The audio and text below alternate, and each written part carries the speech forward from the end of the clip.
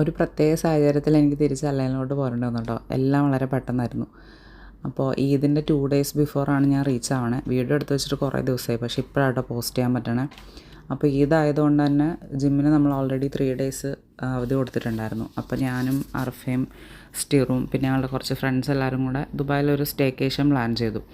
അപ്പോൾ ഹോട്ടലൊന്നും നമ്മൾ already pre book ചെയ്തിട്ടൊന്നും ഉണ്ടായിരുന്നില്ല. പിന്നെ ഏർലി മോർണിംഗ് ഒരു 2 o'clock ആയി നമ്മൾ അന്വേഷിച്ച് ലാസ്റ്റാണ് നമുക്ക് ഈ ഒരു ഹോട്ടൽ കിട്ടുന്നത്. അത്യാവശ്യം എക്സ്പെൻസീവ് ആയിരുന്നു, എന്നാലും നല്ല ഫെസിലിറ്റീസ് എല്ലാം ഉണ്ടായിരുന്നു കേട്ടോ. പൂൾ അറ്റാച്ച്ഡ് ആയിരുന്നു. വെള്ളത്തിലിറങ്ങിയാൽ പിന്നെ സ്റ്റിറുവിനെ തിരിച്ചു കയറ്റാൻ ഭയങ്കര പാടാണ്. പക്ഷേ നമ്മൾ സ്വിമ്മിങ്ങിൻ്റെ ഡയപ്പർ കരുതിയിട്ടുണ്ടായിരുന്നില്ല.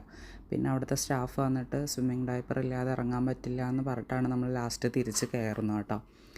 ഇവനൊരു അക്വേറിയം കാണിക്കണമെന്ന് എനിക്ക് ഭയങ്കര ആഗ്രഹമായിരുന്നു. അപ്പോൾ അങ്ങനെ നിയറസ്റ്റ് അക്വേറിയം നോക്കിയപ്പോൾ ഷാർജയിൽ അക്വേറിയം ഉണ്ടായിരുന്നു. അങ്ങനെ നമ്മൾ ടിക്കറ്റ് എടുത്ത് കുറേ നേരം വെയിറ്റ് ചെയ്തിട്ടാണ്, കാരണം ഇത് ഹോളിഡേയ്സ് ആയതുകൊണ്ട് അത്യാവശ്യം റഷ് ഉണ്ടായിരുന്നു.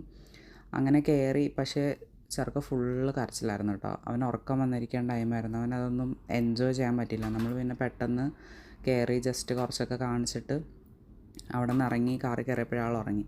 പിന്നെ പോയി ഫുഡൊക്കെ കഴിച്ച് ഞങ്ങൾ തിരിച്ച് പോരാ ചെയ്തത്. ആക്ച്വലി അതിനിടയ്ക്ക് നമ്മൾ ബീച്ചിലൊക്കെ പോയിട്ടുണ്ടായിരുന്നു, പക്ഷേ അതിൻ്റെ വീഡിയോസും കാര്യങ്ങളും എടുക്കാൻ പറ്റില്ല. അപ്പോൾ ബാക്കി ഇവിടുത്തെ വിശേഷങ്ങളൊക്കെ ഞാൻ അടുത്ത വീഡിയോസായിട്ട് ഷെയർ ചെയ്യാം കേട്ടോ.